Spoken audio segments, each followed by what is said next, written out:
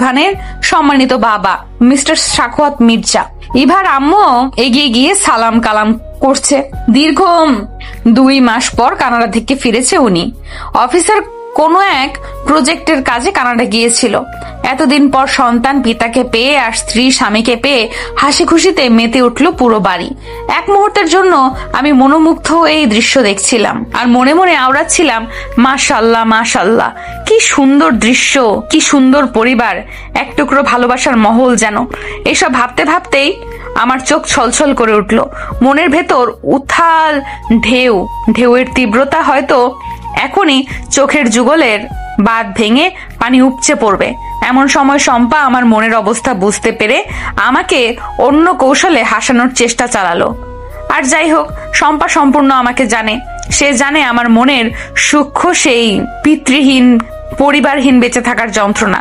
তাই আমাকে অন্যমনস্ক করার উদ্দেশ্যে বলে উঠলো, আরে একটু দেখ, ওই সাদা কাওয়াটা কি রে এটা? আমি এতক্ষণ খেয়ালই করি নাই যে মিস্টার সাখাওয়াতের সাথে খুব সুন্দর একজন অষ্টাদশী কিশোরী এসেছে, যে কিনা এখন ইভানের গা ঘেঁষে দাঁড়িয়ে থাকার চেষ্টা করে ইভা আর মিসেস কোহিনুরের সাথে কথা বলায় ব্যস্ত। ইভান মেয়েটাকে খুব বেশি পছন্দ করছে বলে মনে হচ্ছে না। সে কেবল একটু পরপর খুব লুকিয়ে আর চোখে আমাকে দৃষ্টিতে রাখার চেষ্টা করছে। এত কিছু খেয়ালে এনেই আমি শম্পার উদ্দেশ্যে বললাম, কাওয়া কি? এগুলো কি ভাষা? সুন্দর করে কথা বলতে পারিস না? মেয়েটা নিশ্চয়ই ওদের রিলেটিভস হবে, আর সে যথাসম্ভব সুন্দরী, পুরো একটা বিদেশিনী পুতুল। তার সৌন্দর্যকে সম্মান দে। এই শুরু হয়েছে তোর জ্ঞান দেওয়া। শম্পা মুখ ভেঙিয়ে এইসব বললেও মনে মনে খুশি হয়েছে এটা দেখে যে আমি আর আগের মোটে নেই। যদিও আমি এসব ভেবে পেয়ে কষ্ট পাবে, কারণ এইটা তো তার জন্মগত কষ্ট, এক প্রকার সাথী হয়ে গেছে এই কষ্ট। কারণ এটা কি সাময়িক হতে পারে? ইভা বলেছিল মেহমান কারা আসবে সেটা নাকি সারপ্রাইজ, কিন্তু আমার বোধগম্য হচ্ছে না যে এটাতে সারপ্রাইজের কি হলো। সারপ্রাইজের খুঁজে পাচ্ছি না। তাই জিজ্ঞেস করার জন্য শম্পা অধৈর্য হয়ে ইভাকে ডেকে বসলো। ইভা আচমকা ডাক পেয়ে কিছুটা দৌড়ে এসে বলল, এই সরি বাবা আর জেসিকে পেয়ে আমি তোমাদেরকে ভুলে গিয়েছিলাম। এগুলো বলেই দুজনের হাত ধরে টানতে টানতে নিয়ে গেল সবার সামনে। আমার বিন্দু পরিমাণ ইচ্ছে ছিল না সবার সামনে গিয়ে পরিচিত হওয়ার, তবে এভাবে জোরাজুরি করারটাও ভালো দেখায় না বিধায় আসতেই হলো। মিসেস কোহিনুর পরিচয় করিয়ে দেওয়ার উদ্দেশ্যে আমাকে দেখিয়ে দিয়ে বলল, এটা হচ্ছে ইরতিজা রহমান, আমাদের আশ্রম স্কুলের শিক্ষিকা, আর এটা হচ্ছে শম্পা আহমেদ, ইরতিজার বন্ধু। ওরা দুজনেই আমাদের উত্তরের দোতলা ভবনটাতে থাকে। আমি আর শম্পা সালাম দিয়ে পরিচয় পর্ব শেষ করতে চাইলেও তা হতে না দিয়ে ইভা বলে উঠল, শোনো আর একজন আছে তো পরিচয় হওয়ার। বলেই জেসির দিকে তাকিয়ে বলল, জেসি তুমি তো তাদের পরিচয় পেলে তো, এবার ঋতুপু আপু আর শম্পা আপু শোনো, এটা হচ্ছে আমার একমাত্র ফবির মেয়ে, কানাডা থেকে আগত জেসিকা রহমান জেসি। এন্ড আরেকটা সিক্রেট হলো এটা হচ্ছে ভাইয়ার স্পেশাল মেহমান। বলেই হিহি করে হেসে উঠল। ইভার কথা শুনে ইভান চমকে উঠল আর কিছু মুহূর্তের জন্য থেমে গিয়ে ভাবলো, তার মানে ইভা ভুল করে জেসিকে স্পেশাল মেহমান ভেবে বসে আছে, কিন্তু এটা তো সত্যি না। জেসি যে আসবে সেটা ইভান জানতো না। তাকে সারপ্রাইজ দিবে বলে হয়তো ইভাও না জানিয়ে লুকিয়েছে, কিন্তু ইভান একটুও সারপ্রাইজড হয় নাই। ইভার এই একটা সমস্যা, ছোটখাটো বিষয়গুলো ও সারপ্রাইজের কাতারে ফেলে রাখে। এগুলো মনে মনে ভাবলেও এই মুহূর্তে মুখ ফুটে কিছুই বলতে পারলো না। ইভার বলা কথাটা শুনেই আমি কেমন স্তব্ধ হয়ে গেলাম। আমি চাচ্ছি নিজেকে স্বাভাবিক রাখার, কিন্তু পারছি না। খুব অস্বস্তি হচ্ছে এটা ভেবে যে আমার কেন এরকম লাগছে এই সামান্য একটা কথাতে। এটা তো খুব স্বাভাবিক, কিন্তু আমি স্বাভাবিকভাবে কেন নিতে পারছি না। ইভান খুব স্নিগ্ধ নয়নে লুকিয়ে বাঁচিয়ে আমার পানে তাকাল। আমার দৃষ্টিও ইভানের দিকে হতেই দুজনেই যেন পুনরায় চমকালো। আমি ইভানের চোখের ভাষা বোঝার চেষ্টা করলাম। অনেক কিছুই জানা হয়ে গেল আমার, আবার অনেক কিছুই অজানা রইল। তবে কেন জানি আমার ভয় পেলাম এটা ভেবে যে তাহলে জেসি কি আমাদের মধ্যে তৃতীয় ব্যক্তি। ছি এসব আমি কি ভাবছি। সে কেন তৃতীয় ব্যক্তি হতে যাবে? আর হলে হোক, তাতে আমার কি? আমি বা কে? এসব মিথ্যা সান্ত্বনা দিয়েও মনকে শান্ত করতে পারলাম না আমি। সব রকম অস্বস্তি বাদ দিয়ে আমি একপাশে চুপটি করে বসে আছি। শম্পা তড়িঘড়ি করে ইভাকে জিজ্ঞেস করলো, কি ব্যাপার ইভা, তুমি যে বললে আমাদের জন্য নাকি সারপ্রাইজ আছে? এই জেসিকা, জেসি না হয় ইভান ভাইয়ের স্পেশাল গেস্ট হতেই পারে, কিন্তু আমাদের জন্য কি স্পেশাল আছে শুনি? ইভাকে কিছু বলতে না দিয়ে ইভান বলে উঠল, ভালো কিছুর জন্য একটু ওয়েট করতে হয়, খুব তাড়াতাড়ি যেগুলো পাওয়া যায় ওগুলো স্পেশাল হতেই পারে না। জেসি গদগদ কণ্ঠ নিয়ে বলে উঠল, তুমি আমার জন্য অনেক সময় ওয়েস্ট করেছো, তাই না ইভান ভাইয়া? কি করবো বলো, তোমাদের শহরে যে পরিমাণ ট্রাফিক জ্যাম। জেসিকার আগ বাড়িয়ে ন্যাকামো দেখে মনে মনে বিরক্ত হলো ইভা। এবারও ইভা কিছু বলার সুযোগ পেল না। ইভান বলে উঠল, তুমি যে আসবে সেটাই আমি জানতাম না, সো এখানে ওয়েট করার প্রশ্নই আসে না।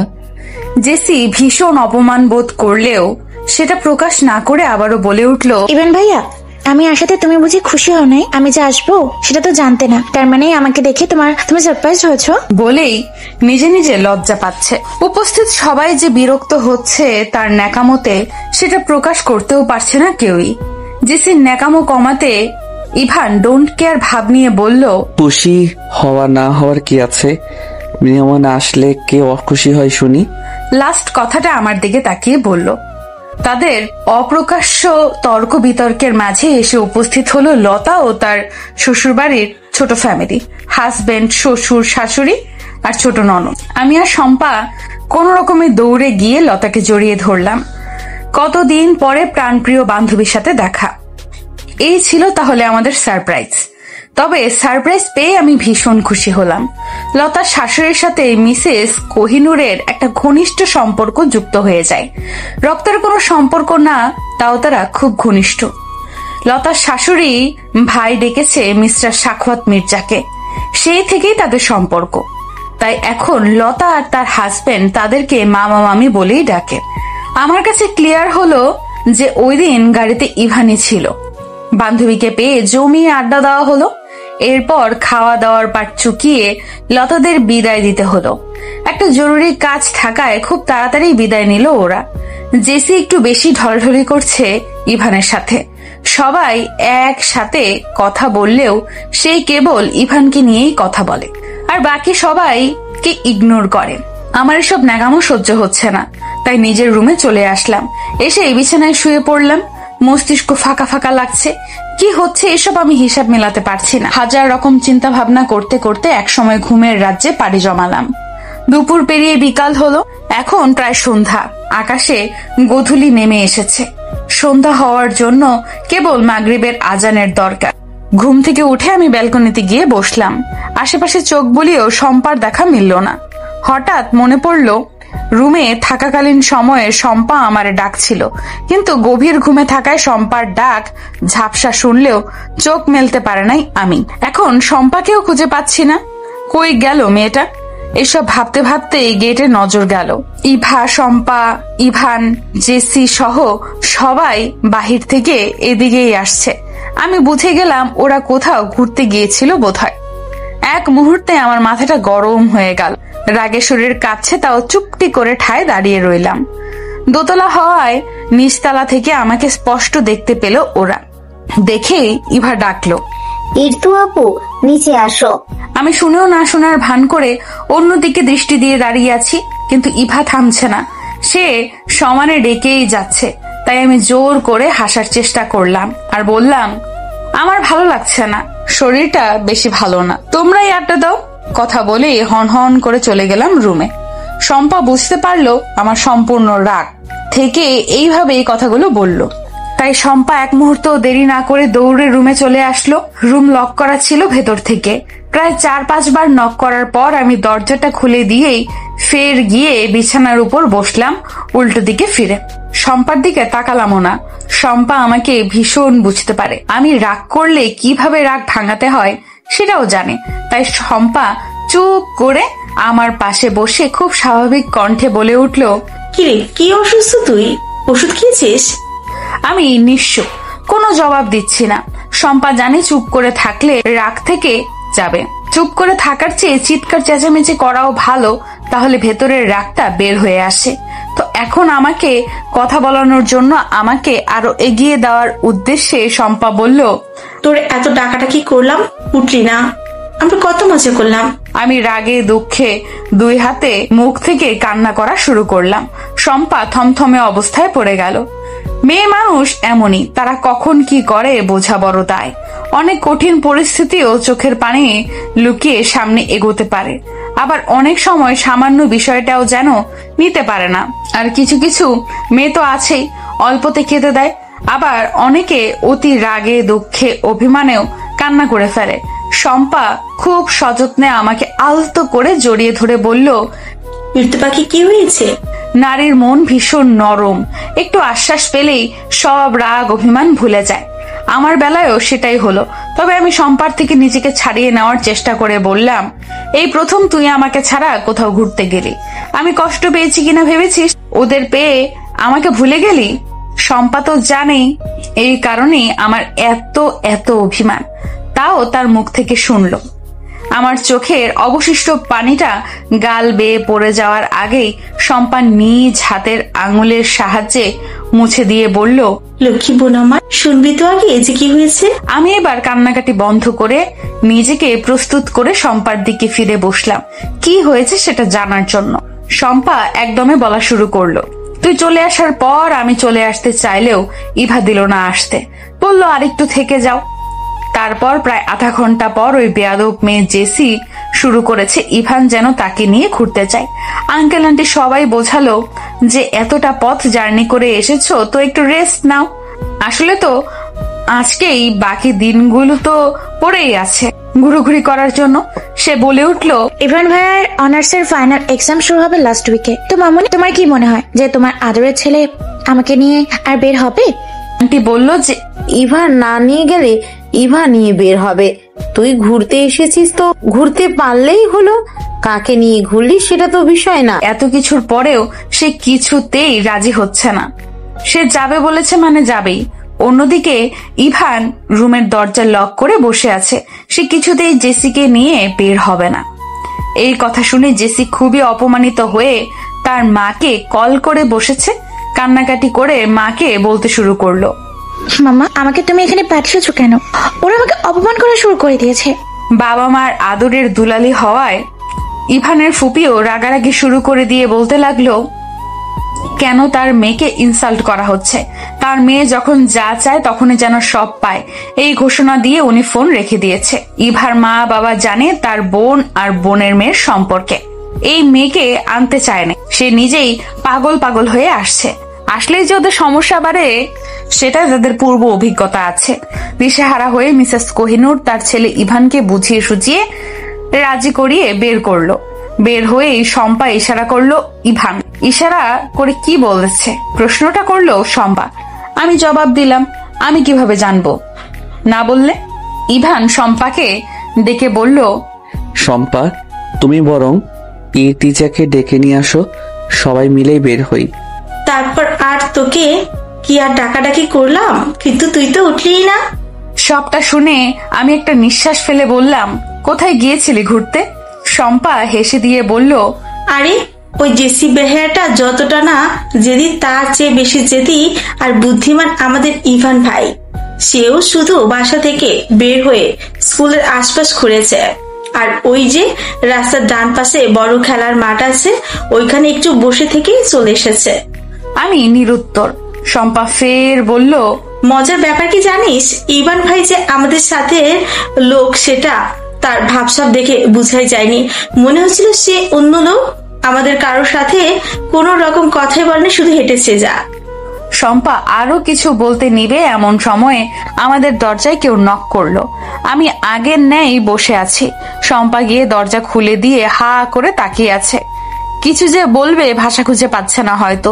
ভীষণ অবাক হয়েছে।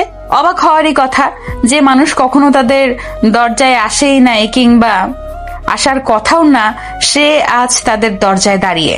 শম্পা আর আগন্তুক ব্যক্তির কোন রকম সারা শব্দ না পেয়ে আমি দরজার দিকে দৃষ্টি নিক্ষেপ করলাম।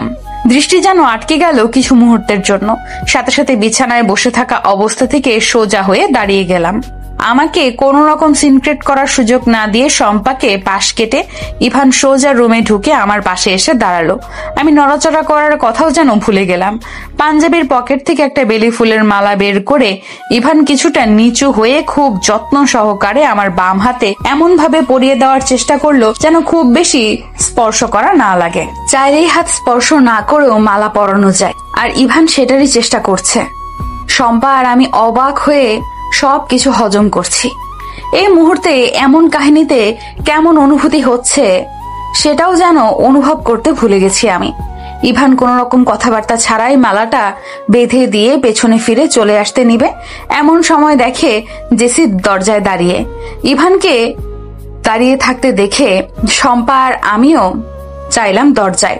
ভয়ে গলা শুকিয়ে কাঠ হয়ে গেল আমার। পরিস্থিতি ভয়াবহ হতে পারে আশঙ্কা করছি আমি। মনে মনে দোয়া ইউনুস পড়ছি। ইভান প্রথম মুহূর্তে একটু হকচকিয়ে গেলেও নিজেকে সামলিয়ে নিয়ে দরজায় দাঁড়িয়ে থাকা জেসি আর ইভা ভয়ে ভয়ে জিজ্ঞেস করলো, জেসি জোর করে নিয়ে এসেছে। এবার জেসি কিছুটা তিক্ত মনোভাব নিয়ে বলল, ভাগ্যিস এসেছিলাম, তা না হলে তো তোমার ফ্রেম নিলা মিস হয়ে যেত। তা আমরা এসে ডিস্টার্ব করলাম বুঝি মিস্টার ইভান?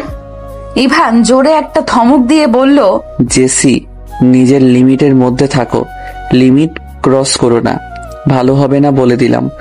বড়দের সাথে কিভাবে কথা বলতে হয় এটাও শিখো নাই? জেসিও হজম করার মতো মেয়ে না, সে আরো চেঁচিয়ে বলে উঠল, তুমি নিজের লিমিটের মধ্যে আছো ইভান ভাইয়া। একটা থার্ড ক্লাস মেয়ের সাথে তুমি নিজেকে জড়াচ্ছ। ওর মতো একটা মেয়ের সাথে তো আমার মিশতেই রুচিতে বাদে। না আছে রূপ, না আছে পরিবার, বংশগত যোগ্যতা। ওরা কোন ছেলেই কখনো বিয়ে করার জন্য পছন্দ করবে বলো? আমার তো মনে হয় না। জেসি তার কথাটা শেষ করতে না করতেই ইভান সজোরে একটা থাপ্পড় মারল জেসির গালে। আশপাশ স্তব্ধ হয়ে গেল। জেসি নিজের গালে হাত দিয়ে অগ্নিদৃষ্টি নিক্ষেপ করলো ইভানের দিকে। ইভান আঙুল উঠিয়ে বলল, কে কাকে বিয়ে করার জন্য পছন্দ করবে আর কে কাকে বিয়ে করার জন্য পছন্দ করবে না সেটা তোমার দেখার বিষয় না। এসব ফালতু কথা বলে নিজের নিচু মন মানসিকতার পরিচয় দেওয়ার কোনো মানেই হয় না জেসি। আর আমার সামনে ইর্তিজাকে খারাপ কিছু বলবে সেটা আমি মেনে নিব, ভেবে থাকলে খুব ভুল হয়ে যাবে। জেসি গালে হাত রেখেই কান্না ভেজা চোখে বলে উঠল, তাই বলে একটা রাস্তার মেয়ের জন্য তুমি আমাকে মারবে? এই জাস্ট শাট আপ। কাকে রাস্তার মেয়ে বলছিস? বেশ জোরালো মেজাজে কথাটা। তুই নিজেকে খুব সুন্দরী মনে করিস তাই না? তোর উপরটাই সুন্দর, ভেতরটা পুরোই পাতিলের কালিতে ভরপুর। শোন, তোকে ভালো করে একটা কথা বলে, কসমেটিক দিয়ে 2.5 ইঞ্চি মেকআপ করে না কোনো লাভ নেই, বুঝলি? আগে ভেতরটা পরিষ্কার কর। শম্পাকে আর কিছু বলতে না দিয়ে আমি বললাম, থাম না, বাদ দে। কাকে কি বলছিস? সে এগুলো বুঝবে বলে তোর মনে হয়? এগুলো বোঝার জন্য তো একটা সুন্দর মনের দরকার, যেটা ওর আছে কিনা সন্দেহ। আর শুনো জেসি, কি যেন বললে? হ্যাঁ, আমাকে কেউই বিয়ে করার জন্য পছন্দ করবে না, তাই তো? তো শুনে রাখো, প্রতিটা মানুষের জন্য 50,000 বছর আগে নির্ধারিত জীবনসঙ্গী কপালে জুটবে, তা আমরা সুন্দর হলেও আর না হলেও। আমি একটা জিনিস বুঝতে পারি না, আল্লাহ আমাদেরকে যে রঙে সৃষ্টি করেছেন, হোক সে ফর্সা, শ্যামলা, কালো, সেটাকে কৃত্রিম সাজগোজ দিয়ে ঢেকে অন্যের চোখে আকর্ষণীয় হতে হবে কেন? নিজের ন্যাচারাল লুকে কি সমস্যা? যে আপনার জীবনসঙ্গী হবে তার কাছে আপনি বা আমি এমনিতেই পৃথিবীর সবচেয়ে সুন্দর মেয়েটি হব, এবং তা ন্যাচারাল লুকেই। আর তাছাড়া আল্লাহর দেওয়া প্রাকৃতিক চেহারার লাবণ্যতাকে শুধু শুধু কৃত্রিম সাজগোজ দিয়ে নষ্ট করার কোনো মানে হয় না। তাই তোমার মতো এত প্রোডাক্ট ব্যবহার করলে আমিও বিশ্ব সুন্দরী হতে পারতাম। আর বাকি রইল আমার পারিবারিক যোগ্যতা। শোনো, আমার পারিবারিক যোগ্যতা কি এবং কতটা সেটা এখন আমি তোমাকে বলছি না, শুধু এটা বলে রাখি যে আমি কোনো কিছুর যোগ্যতার উপর নির্ভর করে চলি না। আমি নিজের যোগ্যতা নিজে অর্জন করে চলি। নাও গেট আউট, বেরিয়ে যাও রুম থেকে। অপমানের প্রতিশোধ বুকের মধ্যে নিয়ে জেসি দৌড়ে রুম থেকে বের হয়ে গেল। ইভানও কয়েক সেকেন্ডের বিপরীতে বেরিয়ে আসলো রুম থেকে। বাকি রইল ইভা, যে এতটা সময় নীরব দর্শক থাকলেও এখন মুখ খুলে বলল, শান্তিপূর্ণ পরিবেশ নষ্ট করাটাই জেসির কাজ। তোমরা যে ওর সাথে লেগেছ, এখন বুঝবে সে আসলে কতটা জঘন্য একটা মানুষ। তোমাদের প্রতিটি দিন, প্রতিটি মুহূর্ত নষ্ট করার জন্য সে একাই যথেষ্ট। সাবধানে থেকো আপু। সবাই চলে যাওয়ার পর পরিবেশ স্তব্ধ। আমি খাটের এক কোনায় বসে কিছুটা ফুপিয়ে কান্না করছি। ওদের সাথে প্রতিবাদ কণ্ঠে কথা বললেও জেসির বলা প্রতিটি কথা আমার হৃদয় ছিন্ন ভিন্ন করে দেওয়ার জন্য যথেষ্ট ছিল। যদিও আমি তাদের সামনে নিজের দুর্বলতা প্রকাশ করিনি, বিপক্ষ দলের সামনে নিজের দুর্বলতা প্রকাশ করার মানেই তো হার মেনে নেওয়া। এটা আমি ছোটকালেই আমার কাছ থেকে শিক্ষা পেয়েছি। সন্ধ্যার এই বিরাট তর্ক বিতর্কের পর আমি ব্যাগ গুছিয়ে রওনা দিলাম আমার মায়ের কাছে যাওয়ার জন্য। শম্পা আমাকে সম্পূর্ণ সাপোর্ট দিয়েছে পুরো ব্যাপারটায়, কিন্তু আমি বুঝতে পারছি এই মুহূর্তে আমার মায়ের স্পর্শ পাওয়া খুবই দরকার। মায়ের কাছাকাছি থাকলে অনেক ডিপ্রেশন থেকে মুক্তি মেলে। শম্পাকে বুঝিয়ে বলে দিয়ে জেসি এখানে থাকাকালীন আর আমি আসবো না। দ্বিতীয়বার জেসির মুখোমুখি হতে চাচ্ছি না। এই কয়েকদিন স্কুলের ক্লাসগুলো শম্পাকে করানোর দায়িত্ব বললেই তো আর চাকরিটা ছেড়ে দিতে পারি না। এত ভালো একটা চাকরি, আর এই চাকরি দিয়েই নিজের পড়ালেখা চালাতে হয়। মধ্যবিত্ত পরিবারের ছেলে মেয়েরা চাইলেই সব কিছু করতে পারে না। তার উপর যদি না থাকে বাবা, বড় ভাই, তাহলে তো দুনিয়াটা আরো কঠিন। তাই আমি চাকরি থেকে সাময়িক সময়ের জন্য বন্ধ রাখছি। আর শম্পাকে বলে এসেছি কেউ জিজ্ঞাসা করলে যেন বলে যে আমার আম্মু হঠাৎ করে অসুস্থ হয়ে গেছে, তাই রাতে কাউকে কিছু না জানিয়ে চলে যেতে হয়েছে।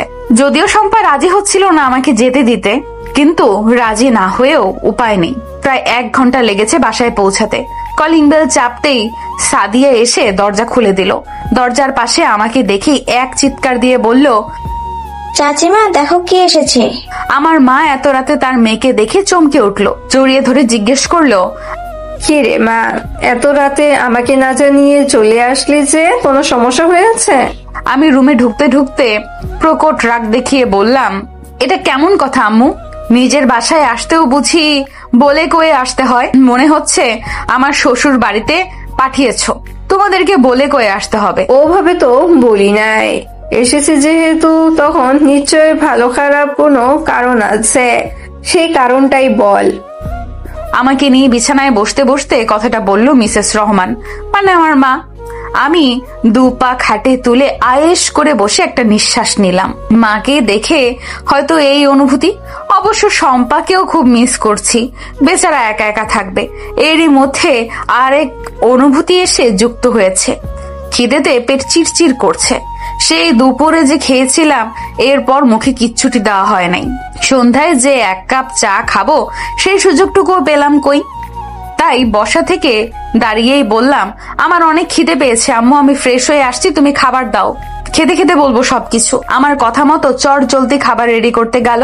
আমি ফ্রেশ হয়ে এসে আমার ব্যাগটাতে নজর পড়তেই মনে হলো আসার সময় শম্পা যখন গেট পর্যন্ত সাথে সাথে এগিয়ে দিতে আসছিল, তখন পাশের বিল্ডিং এ থাকা বড় আপু, যে কিনা স্কুলের অ্যাসিস্ট্যান্ট বলা যেতে পারে, যার কাছে স্কুলের প্রায় সব দায়িত্ব দিয়ে রেখেছে মিসেস কোহিনুর মির্জা, সেই আপু আমাকে ডেকে জিজ্ঞেস করলো, এই রাতে কই যাস ইর্তিজা?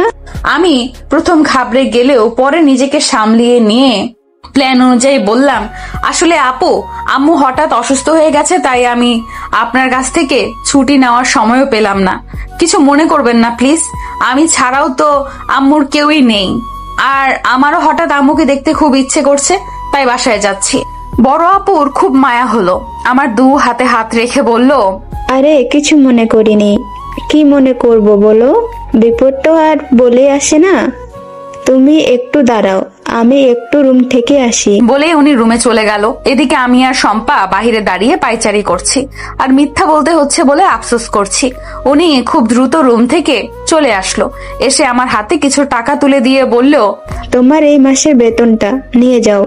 আমি ভীষণ অস্বস্তিতে পড়ে গিয়ে বললাম, আপু, এই মাস শেষ হতে তো আরো 2 দিন বাকি, আর আমি তো মাসের প্রথম থেকেই জয়েন করিনি।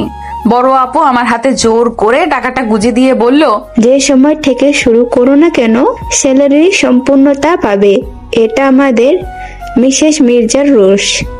আর 2 দিনের জন্য কি এমন হবে শুনি? এখন তোমার টাকাটা প্রয়োজন। রাত হয়ে যাচ্ছে, কথা না বাড়িয়ে তাড়াতাড়ি চলে যাও। আর শুনো, ফিরতে দেরি করো না কিন্তু। ব্যাগ থেকে টাকাটা বের করে আম্মুর হাতে দিয়ে বললাম, রাত হয়ে গেছে, কিছু আনতে পারিনি, তুমি তোমার প্রয়োজন মতো খরচ করো। আম্মু টাকাটা হাতে নিয়ে ঠায় দাঁড়িয়ে আছে। ওনার মনের ভেতর কি চলছে সেটা আমি জানি, তাই তাড়া দিয়ে বললাম, কই দাও খাই, খিদায় মরে যাচ্ছে যে। আম্মু চোখের পানি লুকিয়ে হাসার চেষ্টা করে আমাকে খাবার দিতে দিতে বলল, পুরো মাসের বেতন দিয়ে দিল যে। আমি খাবার খেতে খেতে বললাম, দিল। এইটাই নাকি মিসেস মির্জার রুলস। আম্মুকে আর কিছু বলার সুযোগ না দিয়ে আমি আবার বললাম, স্কুল আর ভার্সিটি একসাথে বন্ধ পেলাম, আবার মাসের শেষও হয়ে আসলো, তাই চলে আসলাম। এবার পেলে তো চলে আসার কারণ।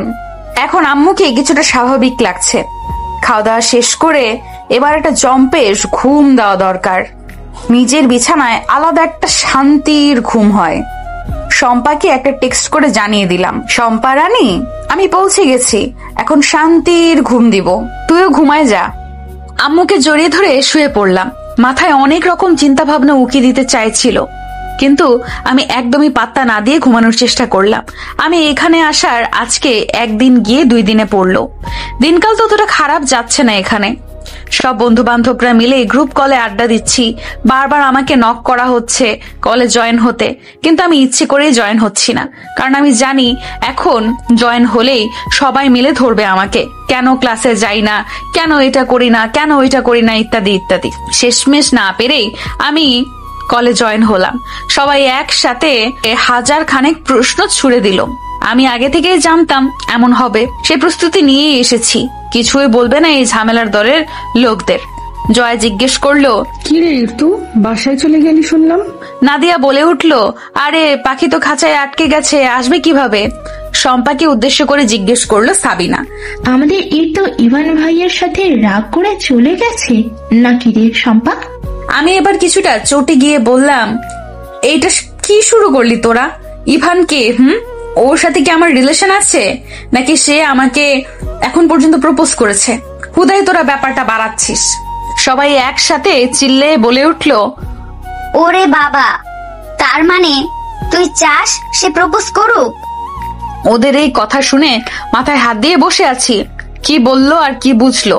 সাবিনা এবার সবাইকে চুপ করিয়ে বলল, শোন তো, প্রপোজ করাটা খুব গুরুত্বপূর্ণ নয় ভালোবাসার জন্য। প্রপোজ করলো মানে সে তোকে ভালোবাসে, আর তো না হলে ভালোবাসে না, এমনটা কিন্তু না। এই হয়েছে হয়েছে, তোরা একটা প্রেম বিশেষজ্ঞ, প্রেম নিয়ে আমাকে জ্ঞান দিতে হবে না। এই বিষয় ছাড়া অন্য কিছু নিয়ে কথা বল, না হয় আমি কল থেকে লিভ নিব। এইভাবেই চলছে আমার দিন। 2 দিন পর ইভান ডিরেক্ট আমাদের বাসার নিচে বাইক নিয়ে চলে আসলো। রুমের দরজায় গিয়ে কলিং বেল চাপলো। মা এসে দরজা খুলে দিয়ে একটু অবাক হলো, কারণ উনি এর আগে ইভানকে দেখে নাই। ইভান সালাম দিল, আসসালামু আলাইকুম ওয়া রাহমাতুল্লাহি ওয়া বারাকাতুহু আন্টি। ওয়ালাইকুম আসসালাম ওয়া রাহমাতুল্লাহি ওয়া বারাকাতুহু।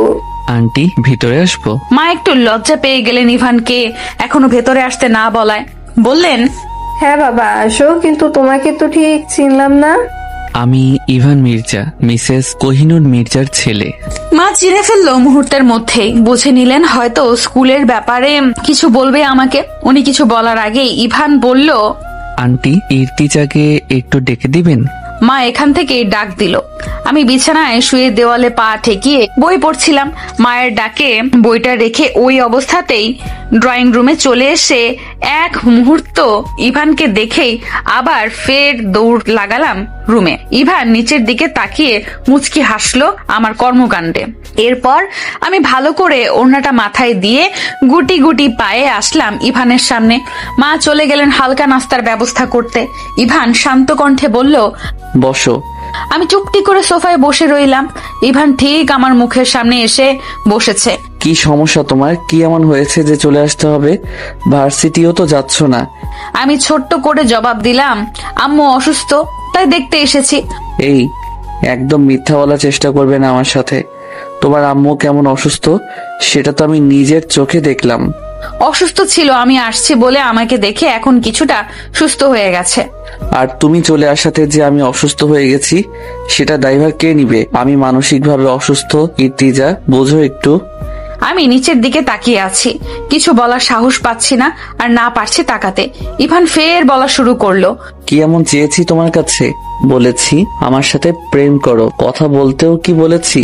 নাকি তোমাকে এভরি টাইম ডিস্টার্ব করি আমি? জাস্ট তোমাকে একটু দেখি।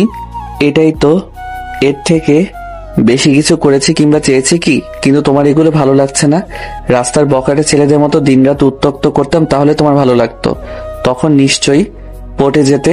তুমি যদি বাধ্য করো তাহলে আমি বখাটেই হব। যত দ্রুত সম্ভব চলে এসো। বাই। বলে রুম থেকে বেরিয়ে গেল। আমি পেছন থেকে ডাকার চেষ্টা করলাম, কিন্তু বুঝতে পারলাম কাজ হবে না। এরপর কি হবে ভেবেই আমার মাথা ঘুরছে। গগন কাঁপিয়ে সূর্য উঠেছে। কাঠ ফাটা রোদে আমি আমার আম্মুকে নিয়ে মির্জা বাড়িতে এসে উপস্থিত হয়েছি। এইখানে আসার পর শম্পাও তাদের সাথে যুক্ত হয়েছে। মিস্টার সাখাওয়াত মির্জা আমার আর মাকে জরুরি ডেকেছে। আমার আম্মু মিসেস রহমান ভীষণ ভয় পাচ্ছে এটা ভেবে যে হঠাৎ কেন তাকে সহ ডাকা হলো। সেদিন তর্ক বিতর্ক হওয়ার পর জেসি বাসার মধ্যে তুল কালাম লাগিয়ে দিয়েছে। সেদিনের ব্যাপার নিয়ে জেসি খুব সিনক্রেট করেছে। ইভান তাকে মেরেছে। তো এটা কি এত সহজে মেনে নেওয়ার মতো মেয়ে সে? জেসি তার আব্বু আম্মুকে ফোন দিয়ে সব জানিয়ে বলেছে যেন অতি শীঘ্রই বাংলাদেশে আসে। আব্বু আম্মু এসে বিচার করবে, এটাই জেসির মূল বক্তব্য। মির্জা সাহেব বলেছে তিনি যা বিচার করার করবে, কিন্তু তাতে জেসির হচ্ছে না। সে চায় তার বাবা মা এসে ইভানের চেয়ে আমার বিচারটা বেশি করুক। মির্জা বাড়ির ড্রয়িং রুমের সোফায় চোখ লাল করে মুখ ফুলিয়ে বসে আছে জেসি। মূলত এটা বিচার সভা। শম্পা, ইভা, আমি আর আম্মু সবাই একসাথে এক পাশে দাঁড়িয়ে আছি। কারোর আর বুঝতে বাকি নেই এখানে কি হতে চলেছে, কারণ সেদিনের ঘটনার সাক্ষী তো সবাই নিজেই। আমার ভীষণ খারাপ লাগছে আর ভাবছি যে আমাদের নিজস্ব ঝামেলার মধ্যে আমার আম্মুটাকে কেন এনে জড়িয়েছে। এই মুহূর্তে ভীষণ কান্না পাচ্ছে আমার। কখনোই কোনো বিষয় নিয়ে আম্মু পর্যন্ত বিচার আসে নাই। আমার হয়ে কারোর কাছে আম্মুকে কোনো কৈফিয়ত দিতে হয় নাই। আর আজকে কিনা আমার আম্মুকে সহ ডেকে নিয়ে আসলো বিচার করতে। আর ইভান, যত দোষ এই ছেলেটার, তার জন্যই আমাকে আমার আম্মুকেও কাঠগড়ায় দাঁড়াতে হচ্ছে। যেই মা আমাকে এতটা দিন আগলে রাখলো, আপন জন থেকে দূরে থেকেছে কেবল মাত্র আমাকে কটু বাক্য শুনতে হবে বলে। আর আজ সেই মায়ের সামনে ইভানের কাহিনীগুলো আম্মু সহ সবাই শুনবে। লজ্জায় আর দুঃখে মরে যেতে ইচ্ছে করছে। কান্না করে যে নিজেকে একটু হালকা করব এত মানুষের সামনে, সেটাও সম্ভব হচ্ছে না। খুব খারাপ পরিস্থিতিতে পড়ে গেলাম নিজের অজান্তেই। কান্না গলায় এসে আটকে আছে। কান্না গিলি নিয়ে স্বাভাবিক হওয়ার চেষ্টা করলাম। হঠাৎ মা একটা হাত আমার হাতকে আঁকড়ে ধরলো, আর শম্পা তার একটা হাত আমার কাঁধে রাখলো আলতো করলে। বুঝলাম তারা আমার মনের অবস্থা বুঝতে পেরে আমাকে সাপোর্ট দিচ্ছে। দুনিয়ায় এই দুইটা মানুষ আমার আপন, ভীষণ আপন। এই দুইজন আমাকে খুব বুঝে। কিছু পর লম্বা করে একটা সুদর্শন পুরুষ, গায়ে পিঙ্ক কালারের পাঞ্জাবি আর সাথে সাদা পায়জামা পরিহিত ভদ্রলোক ড্রয়িং রুমে প্রবেশ করলো। চিনতে পারলাম উনি ইভানের বাবা মিস্টার সাখাওয়াত মির্জা। চোখের ইশারায় আম্মুকে বোঝালাম। উনি বসেই আমাদের দিকে দৃষ্টি নিক্ষেপ করে আম্মুর উদ্দেশ্যে বলল, আপনি বাচ্চা পোলাপান গুলোকে নিয়ে দাঁড়িয়ে আছেন যে, বসুন বসুন। ইভামা, তুমিও কি আন্টিকে বসতে বলো নাই? আম্মু তড়িঘড়ি করে বলল, না ভাই, বলেছে। তাহলে বসছেন না কেন? বসেন। দাঁড়িয়ে থাকাটা খারাপ দেখায় না। আপনি তো আমাদের মেহমান। জেসি বাদে সবার মুখ হাস্য উজ্জ্বল হলো। মা অনেকটা সহজলভ্য অনুভব করলো।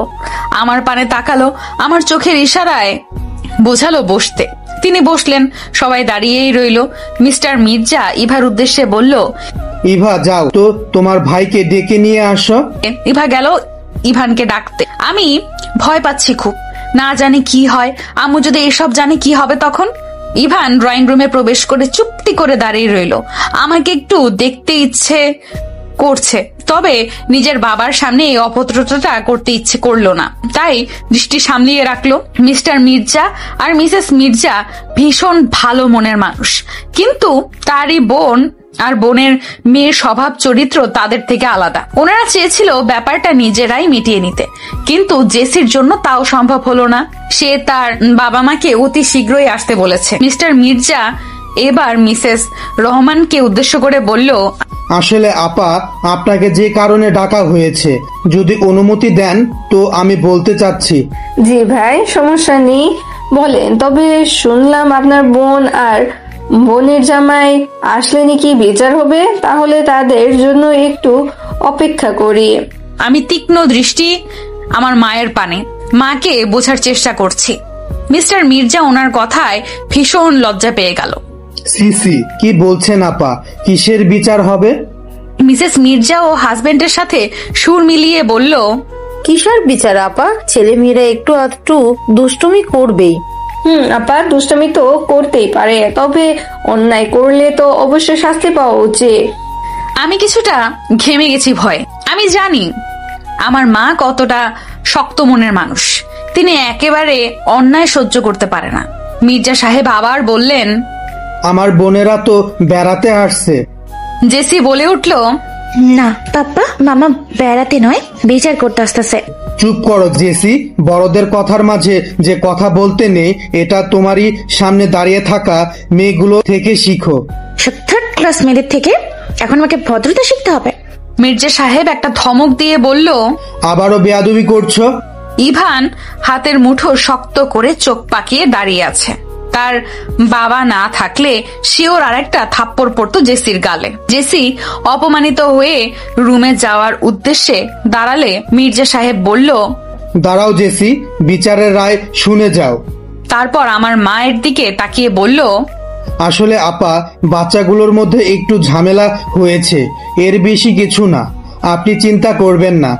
আর শুনো জেসি, ইভান তোমার বড় ভাই, তোমার অন্যায় হলে সে তোমাকে মারতেই পারে, স্বাভাবিক। এখানে বিচার হওয়ার আর কিছু নেই। আর যদি তুমি বিচার চেয়েই থাকো তাহলে আমার রায় হলো তুমি অন্যায় থেকে বিরত থাকো, তাহলে তোমাকে কেউই শাসন করবে না। তারপর তার স্ত্রীর উদ্দেশ্যে বলল, এই কুহু, আপা আমাদের মেহমান, তার আপ্যায়নের ব্যবস্থা করো। জেসি রাগে ফুঁসে উঠল, রুমে যেতে যেতে বলল, পাপা মামা আসুক, যত যাই বলো তোমরা, বিচার তো আমি করবই। পরিবেশ অনেকটাই স্বাভাবিক। শম্পা, ইভা আর আমি বসে আড্ডা দিচ্ছি। মিসেস কোহিনূর আমার আম্মুকে না খাইয়ে ছাড়বেন না বলে দিয়েছে, আর আমাকেও বলেছে আর বাসায় যেন না যাই। ছুটি শেষ হয়ে গেছে, মির্জা বাড়িতে মেহমান আসবে, আবার এদিকে আমাদেরকেও মেহমানের কাতারে ফেলে আটকে দিল। আমার আম্মু মিসেস কোহিনূরের সাথে কিচেন রুমে হাতে হাতে একটু সাহায্য করছে, যদিও উনি চাইনি করতে দিতে, কিন্তু মহিলা মানুষ বসে খেতে পারে না। ইভান রুমে বসে বসে বোরিং হচ্ছিল, অপেক্ষা করছিল কখন তার বাবা বের হবে আর সে একটু আমাদের সাথে আড্ডাতে যুক্ত হতে পারবে। কিছু সময় পর মিস্টার সাখাওয়াত মির্জার ফোন কল বেজে উঠল। জেসির বাবা মিস্টার জোয়ারদার রহমান কল করে জানিয়েছে যে তারা এয়ারপোর্টে এসে পৌঁছে গেছে, মাত্র বাসার উদ্দেশ্যে রওনা হলো। তাই উনি হাঁক ছেড়ে ডেকে বলল, কুহু, ওরা নাকি প্রায় চলে আসছে, আমি গেলাম বাহিরে, ওদের নিয়ে ফিরবো, তোমরা তাড়াতাড়ি সব গুছিয়ে নাও। বাবার কথা ইভান পর্যন্ত পৌঁছানোর সাথে সাথেই ইভান ড্রয়িং রুমে এসে দেখলো কেউই নেই। কি ব্যাপার, ওরা তো এখানেই ছিল, গেল কই? আম্মু, এই আম্মু। কি হয়েছে বল? ইভাকে দেখছি না যে, এখানে না ছিল? দেখো রুমে থাকবে, আর নয়তো ছাদে। ইভান বুঝলো রুমে নয়, ওদেরকে ছাদেই পাওয়া যাবে, কারণ রুমে থাকলে অন্তত আওয়াজ পাওয়া যেত। শম্পা আর ইভা লেবু কেটে শুকনা মরিচ গুঁড়ো করে ওগুলো দিয়ে লেবু মাখা করছে খাওয়ার জন্য। আমি এতক্ষণ ওদের সঙ্গে থাকলেও এখন হঠাৎ খেয়াল করলাম ছাদের কাঠ গোলাপ গাছটায় খুব সুন্দর একটা হলুদ আর সাদার মধ্যে ফুল ফুটেছে। এক থোকা একটা ফুল ফুটেছে, বাকিগুলো কলি।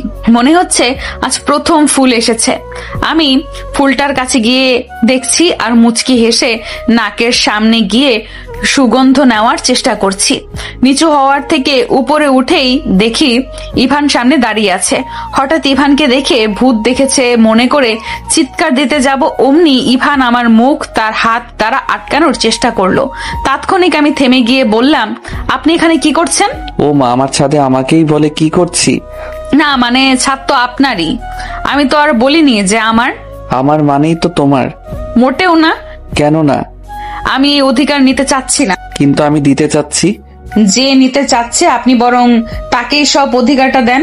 তুমি না হলে কেউই না, আমার সব অধিকার তোমার নামে হোক, অন্য কারো নামে নয়। আমি নিরুত্তর। কাঠগোলাপ তোমার পছন্দ? সব ফুল আমার পছন্দ।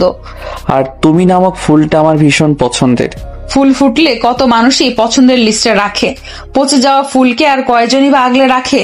প্রিয় ফুল পচে গেলেও তারা আগলে রাখে। যাদের কাছে ফুল আর ফুল দেওয়া মানুষটা স্পেশাল হয়। আর তুমি তো আমার আস্ত একটা ফুল, তোমাকে আগলে রাখবো না?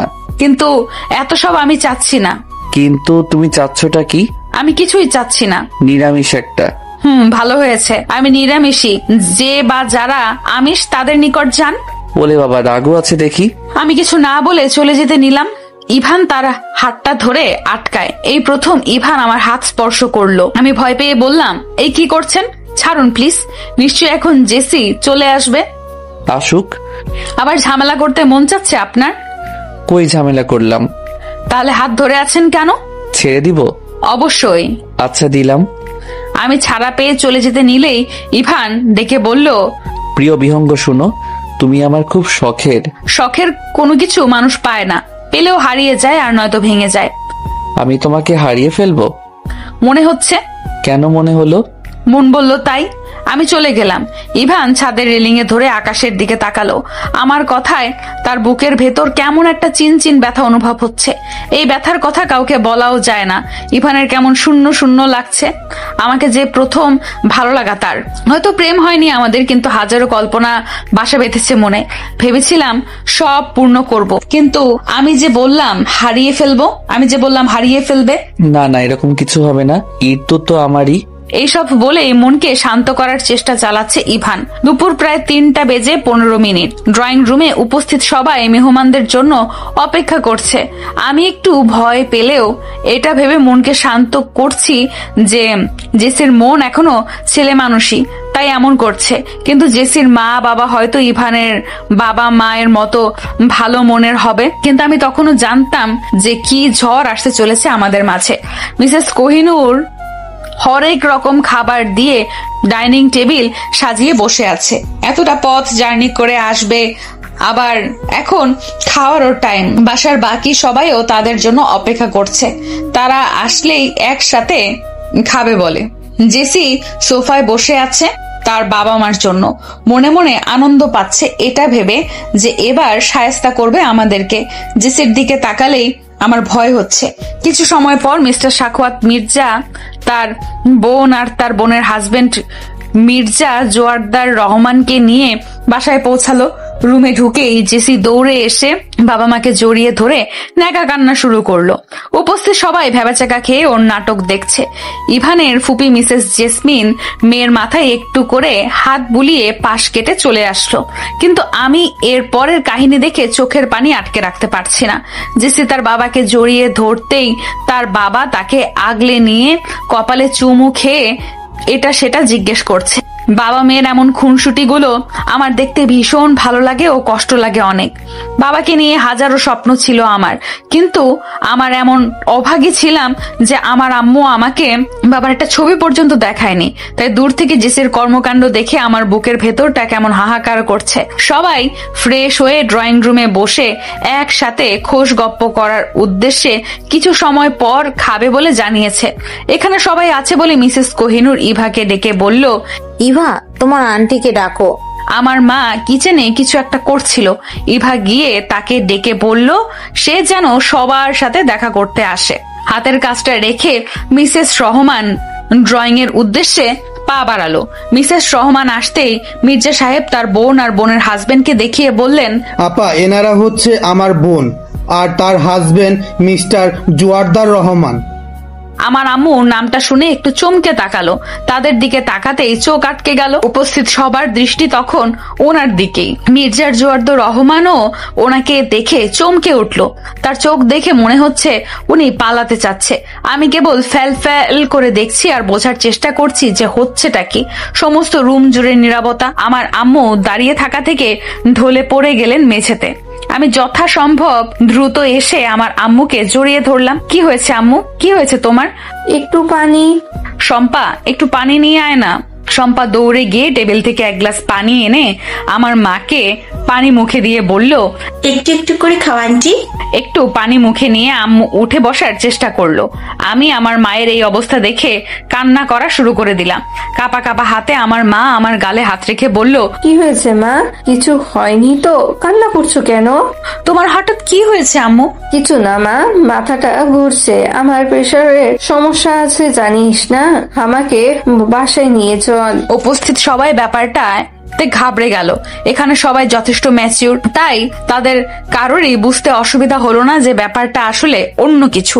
মিস্টার জোয়ারদার রহমান অস্বস্তিতে পড়ে গেলেন। তার কি করা উচিত বা কি বলা উচিত না তিনি বুঝতে পারছেন না, তাই চুপটি করে এক পাশে বসে আছে। যদিও কারোর নজর তার দিকে না, সবার নজর আমার আম্মুর দিকে। সবার মাঝে থেকে ইভান বলে উঠল, ওনাকে হসপিটালে নিয়ে যাওয়া দরকার। আব্বু, আপনি অনুমতি দিলে আমি ওনাকে হসপিটালে নিয়ে যাচ্ছি। কাউকে কিছু বলার সুযোগ না দিয়ে ইভানের ফুপি মিসেস জেসমিন কিছুটা বিরক্ত নিয়ে বলল, তোকেই কেন নিয়ে যেতে হবে? ড্রাইভারকে বল গাড়ি বের করে এসে নিয়ে যেতে। কথাটা সরাসরি আমার হৃদয়ে এসে লাগলো। তীব্র অপমানের সাথে সাথে চোখ দুটো ভরে পানি চলে আসলো। কোন রকম নিজেকে সামলিয়ে বললাম, না আন্টি, গাড়ি আর মানুষ কাউকেই লাগবে না। এতকাল আমি আমার আম্মুকে আর আমার আম্মু আমাকে সামলিয়ে এসেছি, তাই আমাদের অভিজ্ঞতা আছে, আমরাই পারবো ইনশাল্লাহ। জেসি আর তার মায়ের যেন আমার মুখের উপর বলে দেওয়া কথাগুলো ভালো লাগলো না, কিন্তু ইভান সহ তাদের পরিবারের সবার কথাগুলো ভালো লাগলেও আরেক দিক দিয়ে কষ্টও লাগলো আমার প্রতি এমন ব্যবহারের জন্য। মিস্টার সাখাওয়াত মির্জা বলল, যে যাই বলুক উনি এখন অসুস্থ। তোমরা এই মুহূর্তে এত কথা কিভাবে বলতে পারো আমি বুঝতে পারছি না। আর ইভান, তোমাকে কি আমি এই শিক্ষা দিয়েছি যে মানবিক কোনো কাজেও আমার থেকে অনুমতি নিতে হবে? ভদ্র হতে গিয়ে অবার ভদ্র হয়ে গেলা। ইভান একপাশে দাঁড়িয়ে মাথা চুলকাচ্ছে। ইভা এসে খোঁচা মেরে বলল, ভাইয়া বলছিলাম সবকিছুতে এতটা ভদ্রতা দেখাতে চেয়েও না। তোমার ভদ্রতার কারণে এখন ইরতু আপুকে অপমানিত হতে হলো। ওই দিনও তোমার জন্যই এত কিছু হলো। তুমি আসলেই একটা জাতা। মির্জা সাহেব আবারও তাড়া দিলেন যেন তাকে হাসপাতালে নিয়ে যাওয়া হয়, কিন্তু আমার আম্মু বাধা দিয়ে বলল, না ভাই, আমি ভালো আছি। হাসপাতালে যাওয়ার মতন আমার কিছুই হয়নি, আমার কেবল বাসায় গেলেই হবে। মাঝ থেকে জেসি বলে উঠল, না না মামা, ওদের যেতে দিও না। আমার বিচার শেষ হলে কেবল যেতে পারবে। তা তো অবশ্যই মামুনি। মনে হচ্ছে এই মহিলা পালানোর জন্যই অসুস্থতার ভান করছে। তা না হলে হসপিটালে যেতে চাচ্ছে না কেন? বাসায় যেতে চাচ্ছে। বাসায় তো যাবেন, তবে আগে বিচার হোক, তারপর চিন্তা করবেন না, আপনাকে কেউ এই বাড়িতে রেখে দিবে না। বেশ অহংকার নিয়ে কথাগুলো বলল জেসির আম্মু। আমার আম্মু চোখ বন্ধ করে এই সব কিছু সহ্য করছে। আমি জানি যে একবার দেখে যে মা মেয়ের চোখে পানি, তাহলে আমি পুরো পৃথিবীর সাথে যুদ্ধ করতেও রাজি। তাই নিজেকে স্বাভাবিক রাখার চেষ্টা করলো আর নিজের কষ্ট চোখের পানি লুকানোর চেষ্টা করতে থাকলো। উপস্থিত কেউই যে কিছু বলবে সেটারও সুযোগ পাচ্ছে না, তাই ইভান নিচু স্বরে বলল, ফুপি, কোনো ভালো মন মানসিকতার মানুষ কাউকে এভাবে বলতে পারে না। আমরা সবাই দেখছি উনি অসুস্থ। Just shut up. এখন তোর থেকে শিখতে হবে আমাকে। বড়দের সাথে কিভাবে কথা বলতে হয় সেটা জানিস না, আর এখন কি না আমাকে ভালো আর খারাপ মন মানসিকতার কথা বলছিস? বড়দের সাথে কিভাবে কথা বলতে হয় সেটাই কয়েকদিনে আপনার মেয়ের থেকে শিখে নিয়েছি আন্টি। কথাটা বলেই মুচকি হাসলো ইভার সাথে দাঁড়িয়ে থাকা শম্পা। সাথে ইভাও কিঞ্চিত হাসলো, যদিও ইচ্ছে করছে হা হো করে হাসতে, কিন্তু পরিস্থিতি হাতের নাগালের বাহিরে।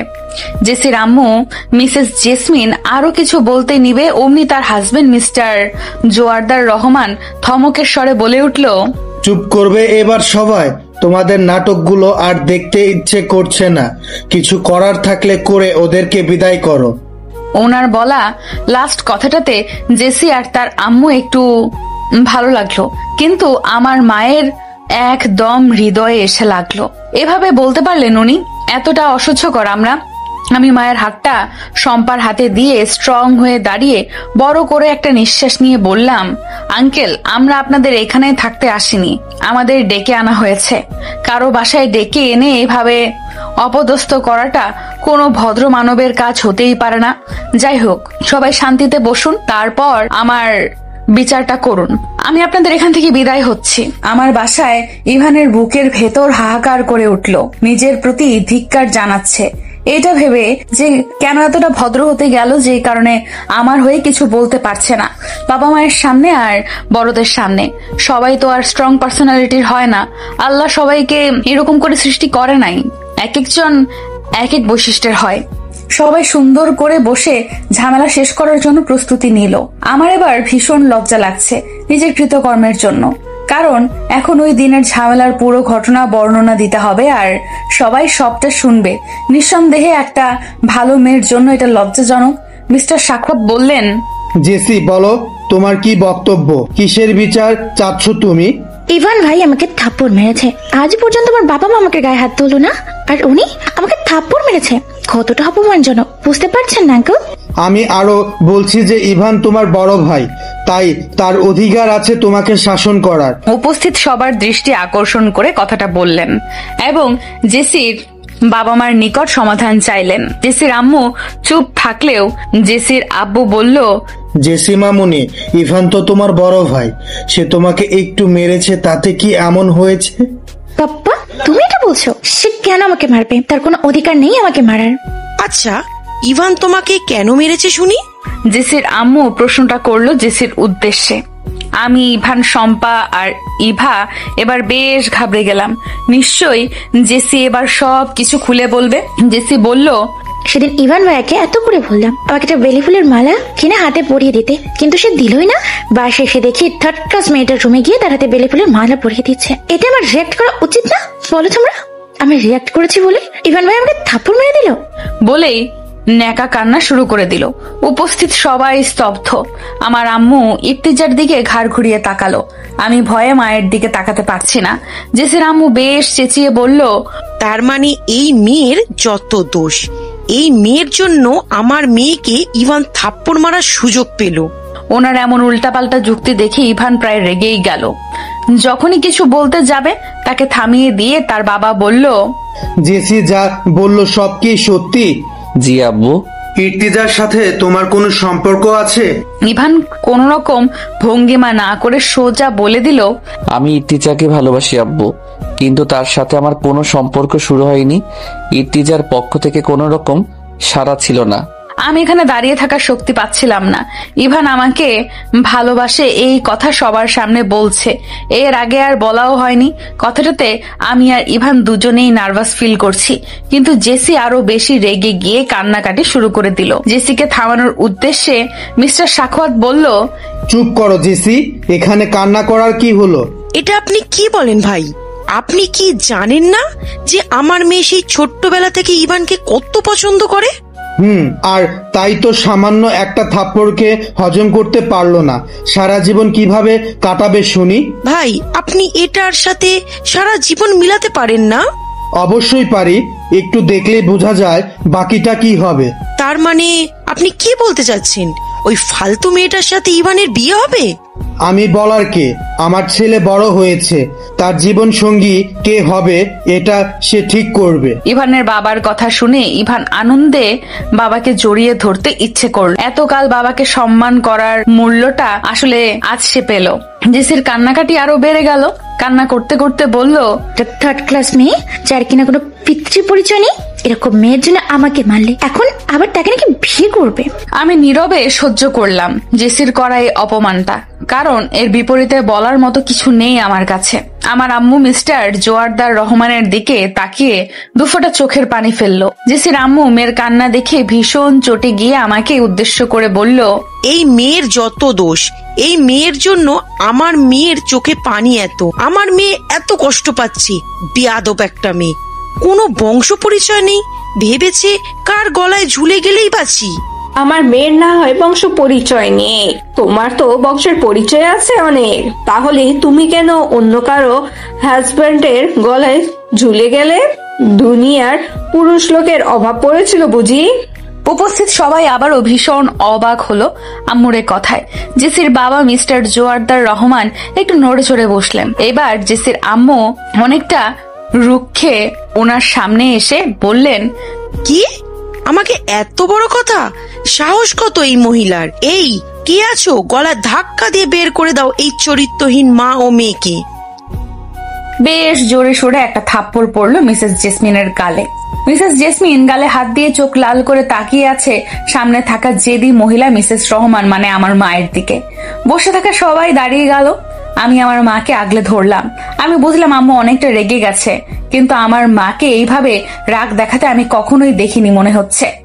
বহু বছর পুষিয়ে রাখা রাগ মিটিয়ে নিলেন তিনি। থাপ্পড় মেরেই ক্ষান্ত হলেন না আম্মু। শক্ত চোখে মিসেস জেসমিনের দিকে তাকিয়ে বলল, ভেবেছিলাম এতটুকুতেই বাসায় চলে যাব, কিন্তু না, তুমি সেটা হতেই দিলে না। তোমরা মা মেয়ে তখন থেকে আমাকে আর আমার মেয়েটাকে যা না হয় তা বলে যাচ্ছ। আজ পর্যন্ত কেউ আমার মেয়েকে মুখের উপর কথা পর্যন্ত বলতে পারেনি। আর তোমার জেসির দিকে তাকিয়ে বলল, আর এই যে মেয়ে, শোনো, আমার মেয়ের 3rd ক্লাস না, আমার মেয়ে প্রীতির পরিচয়হীন নয়, বরং পিতার পরিচয় দিতে আমার মেয়ের লজ্জা লাগে। এমন চরিত্রহীনা পিতার পরিচয় আমি আমার মেয়েকে কখনোই দেইনি। না চাইতেও মিস্টার জোয়ারদার রহমান জোরে ধমক দিয়ে বলল, ফারজানা, স্টপ দিস। ফারজানা? এই তুমি এই মহিলার নাম জানো? কিভাবে নাম ধরে ডাকছো যে? কি হয়েছে বলো না কেন? শার্টের কলার চেপে চেঁচিয়ে জিজ্ঞেস করছে মিসেস জেসমিন, কিন্তু মিস্টার জোয়ারদার চুপ করে আছে। তিনি নিজেই ফেসে গেল। সবচেয়ে বড় ধাক্কা খেলাম আমি ভেবেই পাচ্ছি না এই লোক আমার আম্মুকে হঠাৎ নাম ধরেই বা কেন ডাকবে। আমি প্রায় কান্না করেই দিলাম। কান্না করতে করতে মাকে বললাম, আম্মু কি হয়েছেটা কি বলো না আমাকে। এত বছর তো কত কি লুকিয়ে রাখলে, আর কতকাল রাখবে মা? এবার তো অন্তত বলো প্লিজ। আম্মু সামনের দিকে তাকিয়ে চোখের পানিটা মুছে মুচকি হেসে বলল, চুপ করতে বলছো যে? এখনো চুপ করেই থাকতাম। চুপ করেই থাকতে চেয়েছিলাম, কিন্তু তোমার স্ত্রী আর মেয়ে আমাকে চুপ থাকতে দেয়নি। ও আচ্ছা, আমি তাদেরকে বলছি বলে তোমার গায়ে লাগলো, তাই আমাকে চুপ থাকতে বললে? অথচ যখন ওরা আমাকে আর আমার মেয়েটাকে বলছিল, তখন নিজের স্ত্রী সন্তানকে বললে না তো চুপ হতে? আমরা বুঝি স্ত্রী সন্তান ছিলাম না? ওনার লাস্ট এই একটা কথায় পুরো ড্রয়িং রুম জুড়ে ধামাকা হাওয়া বয়ে গেল। আমি তখন থেকে কান্না করতে করতে চোখ মুখ ফুলিয়ে বসে আছি। আমার মায়ের কথা এখনো শেষ হয়নি, তার জবাব দেওয়া এখনো শেষ হয়নি বিধায় উনি সবাইকে বলেছে চুপ থাকতে আর তাকে সব কথা শেষ করতে দিতে। এবার আব্বু আম্মু আর জেসির আম্মুর সামনে প্রশ্ন করেই যাচ্ছে, এইসব সত্যি কিনা। আম্মু আবার বললেন, শুনো মিসেস জেসমিন, তুমি কি যে বললে আমি আর আমার মেয়ের চরিত্রহীনা, তাই না? শুনো, আমরা চরিত্রহীনা নই। যদি এখানে কেউই চরিত্রহীনা হয়, সেটা তোমার হাজবেন্ড মিস্টার জোয়ারদার। বুঝতে পারছো? এই মহিলা, আপনার সাহস কিভাবে হয় আমার হাজবেন্ডকে চরিত্রহীনা বলার? স্ত্রী সন্তান ফেলে রেখে অন্য মেয়ের সাথে পরক্রিয়ার সম্পর্কে থাকলে সেটাকে আপনাদের ভাষায় কি বলে শুনি?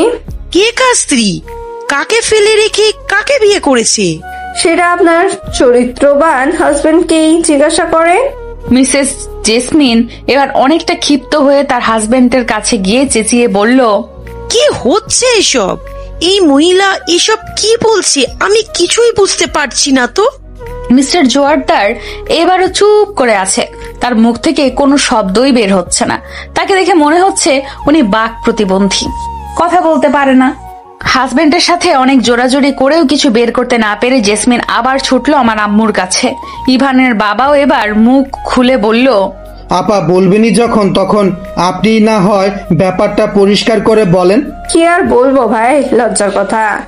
সামনে এতগুলো ছোট সন্তান আমাদের, তাদের সামনে এসব কথা বলতেও আমার ঘৃণা রাখছে, কিন্তু উপায় নেই, বলতেই যে হবে। আমি এবার আমার মাকে জাপটে ধরে বললাম, আম্মু তোমাকে বলতেই হবে, ক্লিয়ার করে সবকিছু প্লিজ বলো। এই যে সামনে দাঁড়িয়ে আছে ভদ্রলোকটা, যাকে সবাই ভদ্রলোক হিসাবেই জানলেও আমি জানি অন্য কিছু। এই মহামানবটাই তোর বাবা ইরতু, যার জন্য এতটা দিন তোকে এত এত যন্ত্রণা সহ্য করতে হয়েছে। এই পুরুষটাই আমার প্রাক্তন হাজবেন্ড, আমি তার প্রথম স্ত্রী। তোর যখন 1 বছর 3 মাস বয়স, তখন সে যে আমার থেকে পালিয়েছে, সেদিনের পর আজ আমি তার দেখা পেয়েছি। উপস্থিত সবাই বাকরুদ্ধ হয়ে তাকিয়ে আছে। আমি চিৎকার করে উঠলাম, এবার আমি কখনোই আমার বাবাকে এই রূপে দেখতে চাইনি। আমি আমার বাবাকে অতি উঁচু স্থানে জায়গা দিয়ে রেখেছিলাম, কিন্তু সে কিনা একজন প্রতারক। কিন্তু বাবা তো, আমার শুধু মনে হচ্ছে এতদিন বাবার খোঁজ না পেয়ে ভালো ছিল। কিন্তু এখন তো মানুষ বলবে আমার বাবা একজন প্রতারক। মানুষ না বললেও আমার নিজের মন তো বলবে। আমি মেঝেতে লুটিয়ে পড়লাম। অন্যদিকে জেসি আর তার আম্মু প্রায় খেপে গেল। জেসি চেঁচিয়ে বলছে, বিশ্বাস করে না, এই মহিলা মিথ্যে বলছে। কিন্তু যখন দেখলো তার পাপ্পাও কোনো প্রতিবাদ করছে না, তখন বুঝে নিল হয়তো সবটাই সত্যি। আর তখনই চোরের মার বড় গলা হয়ে গেল। জেসমিন চেঁচিয়ে বলে উঠল, নিশ্চয়ই তোমাদের ডিভোর্স হয়ে গেছে, তো এখন কি চাই তোমাদের? কোন রকম অধিকার চাইবে না তোমরা মা মেয়েরা, বেরিয়ে যাও এই বাড়ি থেকে। আমি এক ধ্যানে তাকিয়ে আছি এই বিশ্রী মহিলাটার দিকে। যেমন বিশ্রী ব্যবহার তার, তেমন বিশ্রী মন মানসিকতা। জেসমিনের এমন কথায় মিস্টার সাখোয়াত মির্জা মৃদু ধমক দিলেও সে থেমে নেই। সে তার গানই গাইছে। এবার খুব বিশ্রী ভাবেই বলল, তুই এসেছিস আমার হাজবেন্ডকে নিতে, আর তোর মেয়ে এসেছে আমার মেয়ের মাঝে ভাগ বসাতে। দুটোই একই চরিত্রের। ইভান এবার কিছুটা জোরেই বলল, উল্টোটা হবে ফুপি, তুমি ওই আন্টির হাজবেন্ডকে নিয়েছো আর তোমার মেয়ে চাচ্ছে তারই মেয়ের মাঝে আসতে। তবে মনে রেখো, তোমার হাজবেন্ডের চরিত্রে সমস্যা ছিল বলে এমন ভালো মহিলাকে রেখে তোমার কাছে গিয়েছিল, কিন্তু আমার চরিত্র রুচি এতটাও খারাপ হয়নি যে লক্ষ্মী রেখে এমন শাকচুন্নিকে চয়েস করব।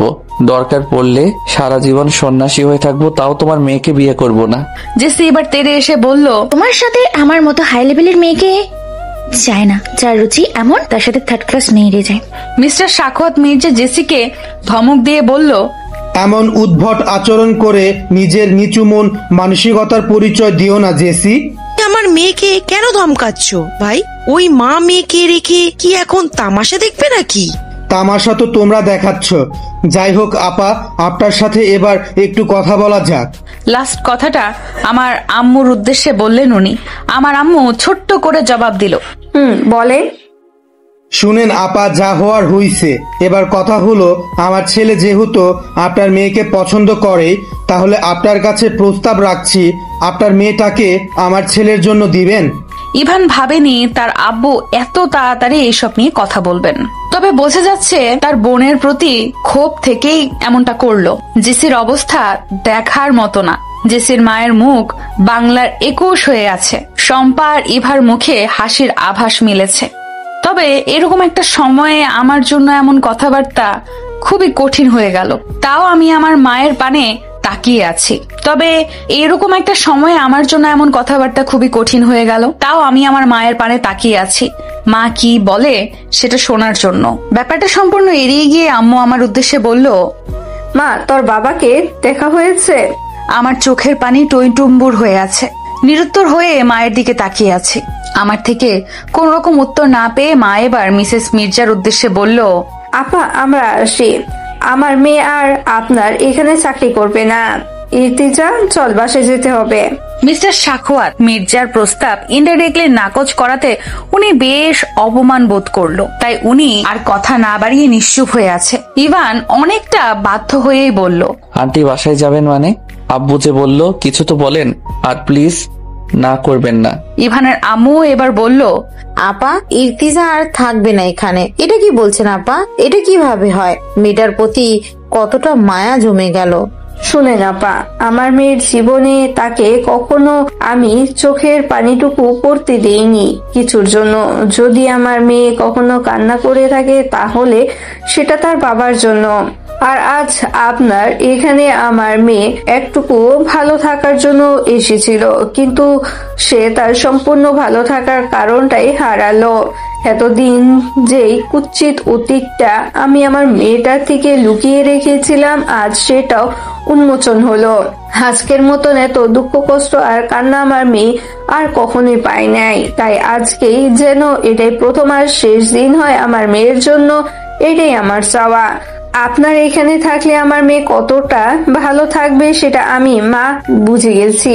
আর রইল বিয়ে, আপনারা সবাই রাজি থাকলে আমি আমার মেয়েকে এই পরিবারে বিয়ে দিতে রাজি না, এবং এটা কখনো সম্ভব না। এই পরিবারের সীমানায় আমি আমার মেয়ের ছায়াও আমি পড়তে দিব না। একপাশে এলোমেলো হয়ে বসে থাকা আমি এবার চোখ তুলে মায়ের দিকে তাকালাম। মায়ের মুখ কঠিন থেকে কঠিনতর হয়ে আছে। এবার ইভানকে একবার বোঝা যাচ্ছে ইভানের মনের অবস্থা। এতটা এগিয়ে যাওয়ার পরেও প্রিয় মানুষকে না পাওয়ার যন্ত্রণা কতটা তীব্র সেটা কেবল তারাই জানে যাদের প্রিয় মানুষকে পেয়েও অল্প ভুলের জন্য কিংবা অন্যের ভুলের জন্য হারিয়ে ফেলে। ধমকে বললেন, কি হলো, এখনো বসে আছিস কেন? চলে আয়। আমি এলোমেলো পায়ে কয়েক পা এগিয়ে গিয়ে বললাম, আম্মু আমি একটু ওনার সাথে কথা বলতে চাই। আমার মনের অবস্থা একজন মা ভালো করেই বুঝতে পারে। তাই আম্মু মুখের কঠিন ভাব বজায় রেখেই বললেন, জাস্ট 2 মিনিট। পেছন ফিরেই সবার মাঝে দাঁড়িয়ে থাকা মিস্টার জোয়ারদার রহমানকে দৌড়ে গিয়ে জড়িয়ে ধরলাম আমি। মায়ের কাছে অনুমতি নেওয়ার সময় উনি বলাতে ইভান সহ সবাই ভেবেছিল হয়তো ইভানের কথা বলছি, কিন্তু এখন এমন কাণ্ড দেখে সবাই চমকে উঠল। আমি এসব পরোয়া করলাম না। আমি বহু বছর পর পাওয়া বাবাকে খুব যতনে জড়িয়ে ধরে কান্না করতে থাকলাম। আকস্মিক ঘটনায় আমার বাবা মিস্টার জোয়ারদার রহমানও বেশ চমকালো। এই মুহূর্তে আমার জন্য তার বেশ মায়াও হচ্ছে। এমন সময় হিংসায় জর্জরিত হয়ে জেসি এসে আমার হাত ধরে টেনে ধরে বলল, ছাড়, তুই আমার বাবাকে জড়িয়ে ধরেছিস কেন? এটা শুধু আমার বাবা। একটু জড়িয়ে ধরতে দে না বোন, এতদিন তো তুই পেয়েছিস বাবার আদর, আমি তো আর কেড়ে নিচ্ছি না। সবাই প্রায় কেঁদেই দিল আমার এমন পাগলামো দেখে। এই মেয়েটা বাবার জন্য কত কি করছে, কত কটু বাক্য, কত আনন্দ উল্লাস, কত স্বপ্ন, কত আশা আকাঙ্ক্ষা ভাত দিয়ে দিয়েছে। এই সব কিছুর সাক্ষী একমাত্র শম্পা। আমার আহাজারি শুনে জেসি ফের বলল, ছাড়, নাকা কান্না করবেন একদম, তোদের শুধু সব ধান্দা। আমি তোদের মামের নাটক বিশ্বাস করিনি। মিস্টার জোয়ারদার এবার জেসিকে একটা ধমক দিয়ে বলল, চুপ করো জেসি। আমি যেন একটু আশকারা পেলাম। হ্যাঁ, এই আহ্লাদি পনাটাই তো চাইতাম আমি। হয়তো বাবা আমাকে সবকিছু থেকে আগলে রাখবে, বাবার রাজকন্যা হব আমি। কান্না করতে করতে ফুপাতে লাগলাম। বাবা এবার হালকা করে আমার মাথায় একটু হাত রাখলো। আমার কান্না যেন এতে আরো বেড়ে গেল। সকল লাজ লজ্জা ভুলে গিয়ে ছোট্ট মেয়ের মতো বাবার বুকে মাথা ঠেকিয়ে বাবা বাবা বলে ফুপিয়ে কান্না করছি। বাবা মাথায় হাত রাখায় একটু ভরসা পেয়ে বাবার প্রতি থাকা সব অভিযোগ এর খুলি নিয়ে বসলো। জানো বাবা, সেই ছোট্ট কাল থেকে মাকে কতবার তোমার কথা জিজ্ঞেস করেছি, কিন্তু মা তো তোমার ব্যাপারে কিছুই বলে নাই আমাকে। জানো বাবা, তোমাকে এক নজর দেখার জন্য আমার দু চোখ অধীর আগ্রহে থাকতো, কিন্তু তোমাকে এভাবে দেখতে চাইনি আমি। বাবা জানো, সবাই আমাকে কত কথায় যে শোনাতো তুমি নেই বলে। তুমি কেন এই জাহার নামে আমাদেরকে ছেড়ে চলে গিয়েছিলে? কি দোষ ছিল বাবা আমার? তুমি চাইলে পারতে আমাদেরকে সুন্দর একটা জীবন দিতে, বলো পারতে না বাবা? বাবা চুপ করে আছে, তার কাছে যে কোনো প্রশ্নের উত্তরে জানা নেই। আমি আমার বাবার বুক থেকে ঠেলে মেঝেতে পড়ে চিৎকার করে বলে উঠলাম, জানো পৃথিবীর নিষ্ঠুরতম মানুষজন যারা আমাকে বলতো আমি পিতৃহীন, পরিচয়হীনা, দেখো তোমরা আমি পিতৃহীন আর না, আমার বাবা আছে। এই সুদর্শন পুরুষটাই আমার বাবা, যে আমাকে জন্ম দিয়েছে কিন্তু পিতৃতান্ত্রিক কোনো আনন্দ দেয় নাই। এটা তার দোষ নয়, এটা আমার কপালের দোষ। আমার কপালে ছিল না। আমার আহাজারিতে পুরো ড্রয়িং রুম স্তব্ধ। কেউই যে আমাকে সান্ত্বনা দিবে সেটাও পারছে না, কারণ একজন আমার এমন অশান্ত রূপ দেখে হতবাক হয়ে তাকিয়ে আছে। ইভান তার কষ্ট ভুলে গিয়ে আমার দুঃখে দুঃখিত হয়ে ঠায় দাঁড়িয়ে আছে। এলোমেলো ভাবে মেঝেতে বসে থাকা আমার মাথায় দ্বিতীয়বারের মতো হাত রেখে বাবা বললেন, আমাকে ক্ষমা করে দিস মা, আমি চাইলে তোকে সুন্দর একটা জীবন দিতে পারতাম। ভীষণ আফসোসের স্বরে কথাটা বলেই উনি ড্রয়িং রুম ত্যাগ করে চলে গেলেন। আমি এখনো ওইভাবেই বসে আছি। কিছু সময়ের জন্য কান্না থামিয়ে মায়ের দিকে তাকিয়ে বললাম, আম্মু আমার সব কষ্ট শেষ। দেখেছো, উনি আমাকে মা বলে ডেকেছে, এতেই আমার হবে। আমার আর কোনো কিছুই চাওয়ার নেই। চলো বাসায় চলে যাই আমরা। শম্পা এসে হাত ধরে আমাকে উঠতে সাহায্য করলো। শম্পার দিকে তাকিয়ে মুচকি হেসে বললাম, আমি ঠিক আছি রে। চোখ মুছতে মুছতে শম্পা বলল, আমি তো জানি আমার ইর্তে পাখি অনেক স্ট্রং। এবার বিদায়ের পালা। বিদায় নিতে হবে যে আমাদেরকে। এইখানে থাকার কোনো পরিস্থিতিই নেই আমাদের। আমি মিস্টার মির্জা আর মিসেস মির্জার কাছে গিয়ে বললাম, আন্টি আঙ্কেল, আমাদের জন্য আপনাদের বাসায় এত ঝামেলা হলো, আমি খুব দুঃখিত, আমরা আসি এবার। মিস্টার মির্জা নিচের দিকে তাকিয়ে আছে এক দৃষ্টিতে। মিসেস মির্জা আমার মাথায় হাত বুলিয়ে দিয়ে বলল, দোয়া করি মা, অনেক ভালো থেকো। নিঃশব্দে চোখের পানি মুছে নিয়ে ইভার সামনে এসে দাঁড়ালাম। মুহূর্তেই ইভা জড়িয়ে ধরলো আমাকে। আপু ভীষণ ইচ্ছে করেছে তোমাকে যেতে না দিয়ে রেখে দিতে, কিন্তু সেই মুখ আমাদের নেই। খুব মনে পড়বে তোমাকে, যেখানে থাকো ভালো থেকো। আমি আবারও চোখের পানি ডান হাতের সাহায্যে মুছে নিয়ে ইভার গালে হাত রেখে বললাম, কান্না করছো কেন বোকা মেয়ে? কান্না করলে তো তোমাকে খুব পচা দেখায়, একটু হাসো তো। ইভা নিচের দিকে তাকিয়ে ফুপাতে লাগলো। আমি ছোট্ট করে বললাম, ভালো থেকো মিষ্টি মেয়ে। সবার থেকে বিদায় নেওয়া হয়ে গেছে। মিসেস রহমান অল্প দূরে দাঁড়িয়ে মেয়ের আহাজারি দেখছে। এবার ডেকে একটু তাড়া দিয়ে বলল, ইর্তিজা, হয়েছে তো, আসো এখানে, আমার দম বন্ধ হয়ে আসছে মা। মায়ের দিকে চোখ তুলে তাকাল, চোখের পানি মুছতে মুছতে বলল, এই তো আম্মু, শেষ, আসছি। সবার পেছনে এক কোনায় দাঁড়িয়ে আছে ইভান। পুরুষ লোক কান্না করতে পারে না, এটা আমরা সবাই জানি। ইভানও হয়তো কান্না করছে না, তবে তার চোখের দিকে তাকালে বোঝা যাচ্ছে সে কান্না লুকাচ্ছে। আমি ধীর পায়ে ইভানের দিকে এগিয়ে গেলাম। আজ অনেকটা কাছে গিয়েই দাঁড়ালাম। যে মেয়ে ইভানকে দেখলে 10 হাত দূরে থাকে, আমি আজ একদম ইভানের মুখোমুখি এসে দাঁড়ালাম। নিচে মুখ করে রাখা ইভান আমার পা গুলো দেখতে পাচ্ছে। দুজনেই চুপ করে আছি, কেউই কাউকে কিচ্ছু বলছি না। কি বা বলবো? চলে যাচ্ছি, ভালো থেকো, এটা বলবো? এটা তো হয়তো সবাই বলে, তবে যারা ভালো থাকতে বলে যায়, আসলে কি ভালো থাকে? ইভান কিছু বলছে না, আর আমিও কিছু বলছি না। তবে ইভান স্পষ্ট শুনতে পাচ্ছে আমার ফুপিয়ে ফুপিয়ে কান্না করার শব্দ। আমিটা আজ হয়তো সারা জীবনের কান্না করে নিচ্ছি।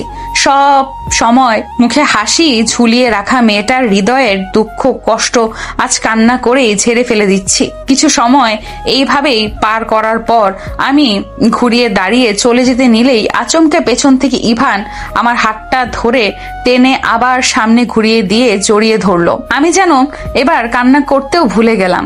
আমি প্রায় পাথর হয়ে গেলাম। আমি কান্না করতে না পারলেও ইভান এবার কেঁদেই দিল।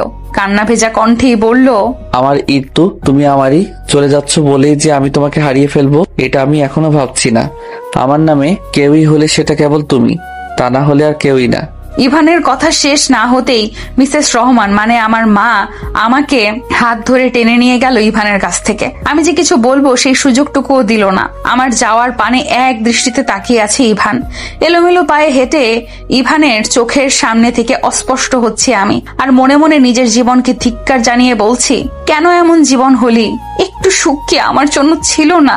হয়তো ছিল না। ইভান আর আমার বিচ্ছেদের সাক্ষী হয়ে রইল সম্পূর্ণ মির্জা বাড়ি। সমাপ্ত।